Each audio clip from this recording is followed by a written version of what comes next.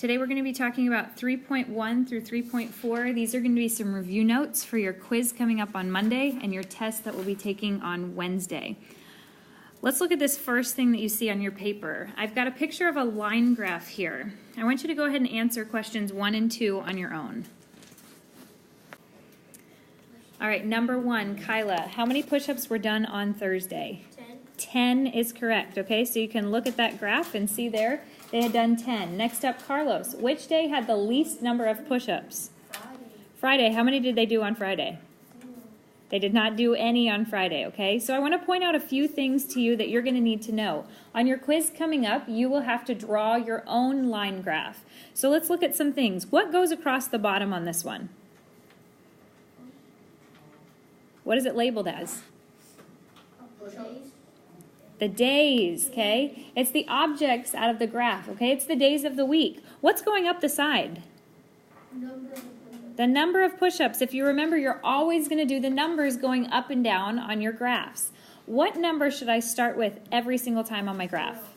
Always start with a 0. And the last thing that I want to point out to you, you have to make sure that your increments are the same. As we are going up the side here, what are we counting by as we go up?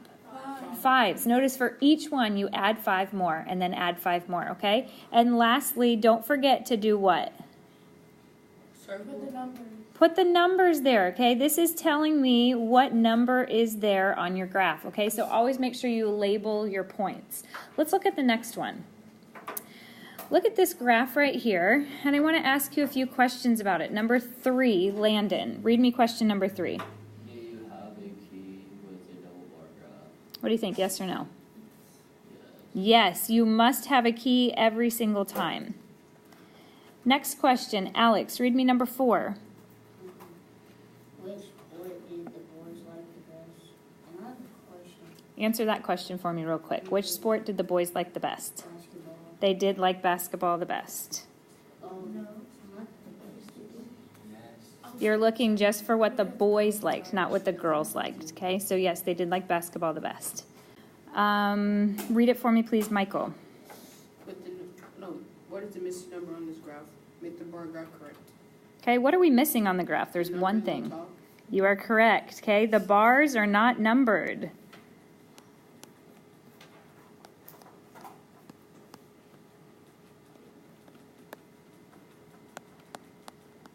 So let's go ahead. I want you to take a minute and go ahead and make that correct on your own.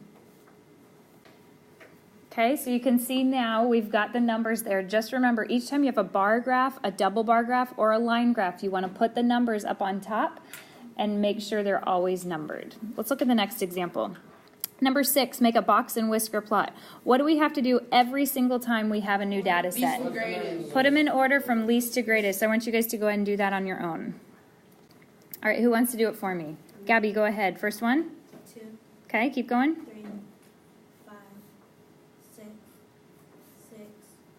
8, 10.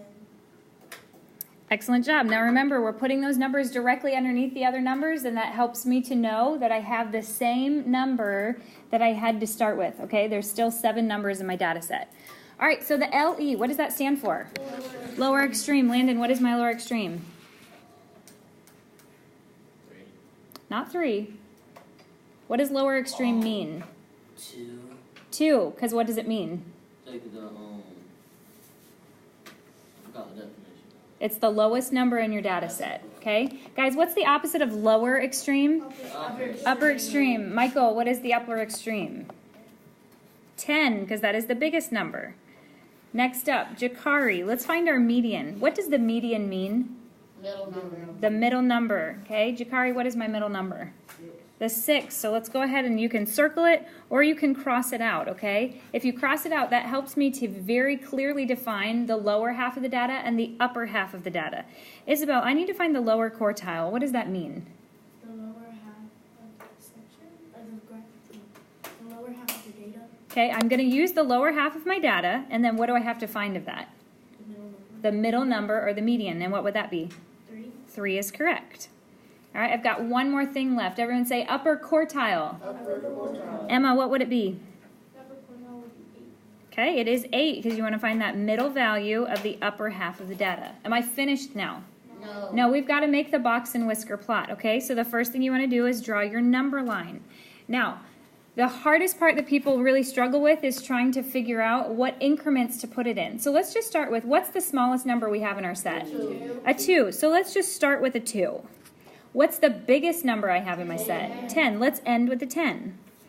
Now if you look, let's look at the range. Now if you remember, you start with the range, you take the largest number and you subtract the smallest number. What would my range be? 8, okay? So I know that I have to come here and go, there's got to get a range of 8. So what do you think I should count by? 2. Some said 1s, some said 2s, okay? Either one of those would really be fine, but what my goal normally is to have between 5 and 6 different points on my number line. So if I count by 2s, how many points did I just put on my number line? 5. I have 5, okay? So remember, you want to have about 5 or 6. If I had counted by 1s, I would have had a lot more points. Your goal is to have about 5 or 6 different points on your number line. So now let's go ahead and plot those 5 special points that we came up with. Kyla, what's the first thing I plot?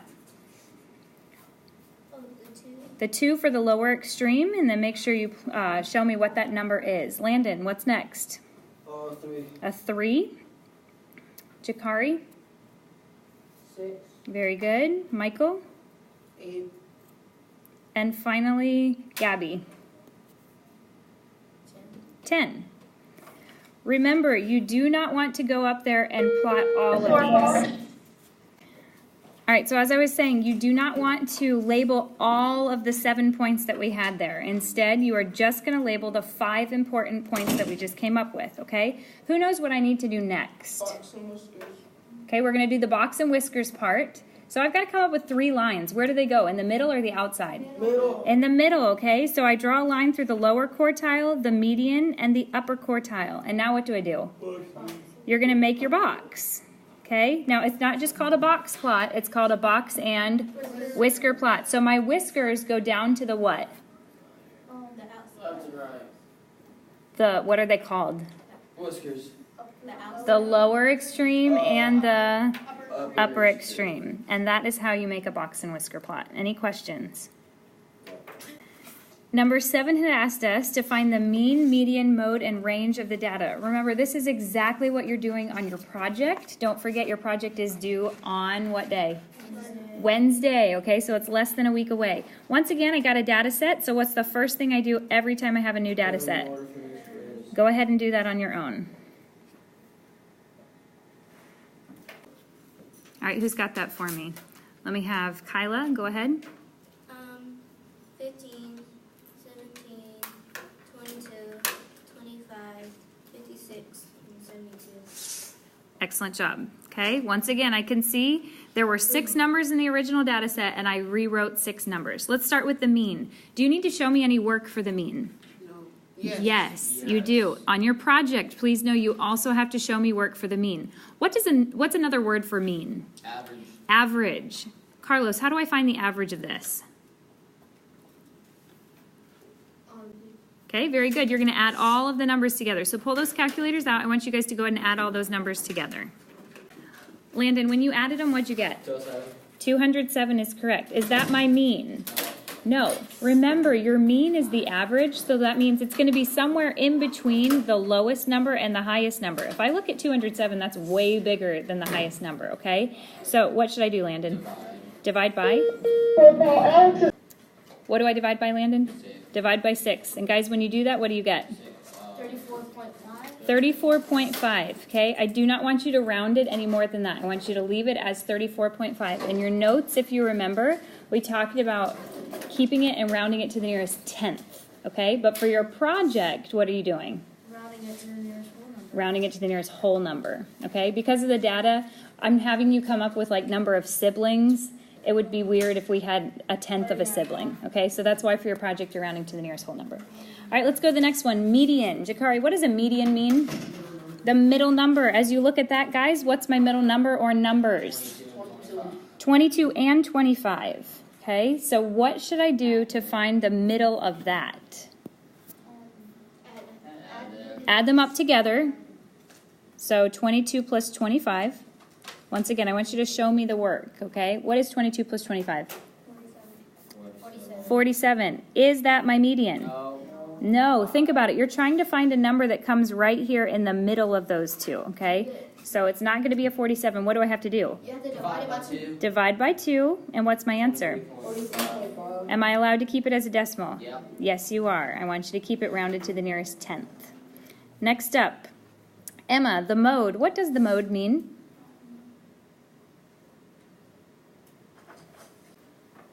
Who can help her out? What is the mode? Michael. The number that appears the most, okay? Out of that entire data set, Emma, which one appears the most? Which one? They all show up once. If they all occur at the same exact time, do I have a mode? No. So all you're going to write down is no mode. Okay, that just means there was not a number that occurred more than once, okay? Now, a lot of people have been turning in their projects and they're trying to show me like 7 different modes if those ones occurred more than once. Remember, the mode is what occurs the most, okay? Not just if it occurred more than once, but if it occurred the most out of your entire data set. Finally is the range. Who can tell me how to find the range? Go ahead. Take the lowest and highest number and subtract them. Okay, so you start with the biggest number and you subtract the smallest number. So what's my range, guys? 57. 57 is correct. All right, so that is how you find the mean, median, mode, and range. Remember, for your project, you have to find that for all 3 different data things that we collected in our classroom. Okay, then you only have to put one of them on your poster. Let's look at the next question, number 8. We are making a stem and leaf plot. This is exactly like all the other kinds. When we come up with something, we have a new data set. What do I have to do? Put them in order. Put them in order from least to greatest. All right, go ahead and do that on your own. All right, Landon's going to do it for us. What'd you get? 1.5, 3.4, 3.2, 5.4, and 5.7. Great job. Okay, once we have it in order from least to greatest, who can tell me what's the next thing I need to do? Isabel. Okay, we are going to make a stem and leaf plot, so what do I draw first? Okay, let's put our line right there. Now, which one do I want to start with, the stem or with the leaves? Stem. Okay, the stem, just think about a plant. As it's growing, it has to have a stem first before any leaves grow. So what's the first number, Isabel, on my stem? 1. 1. And what should I write next for my stem? 5. Not for your leaves. I want to do all the stem first. 2. Since there's no 2 with it. And then 3, 4, and 5. Good job. Okay, now let's go ahead and put those leaves in. 5.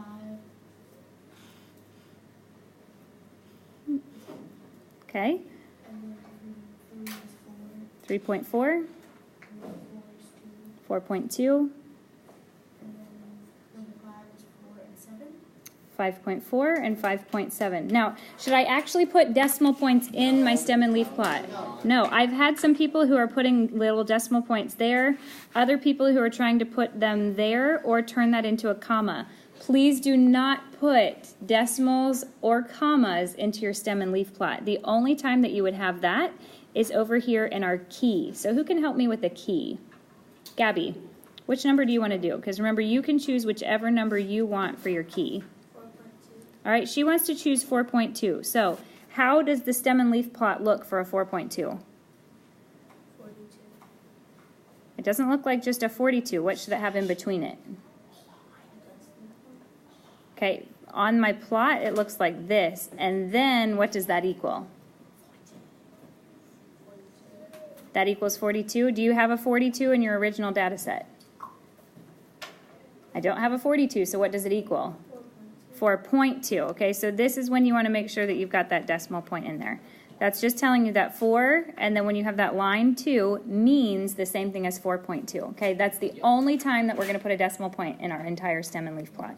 Anyone have a question for me? All right, let's do one more example today, number 9. We are going to make a bar graph of the data from the table. All right, let's see what kind of things you guys came up with. The first thing you want to do is draw your line going up and down, and then the next one going side to side.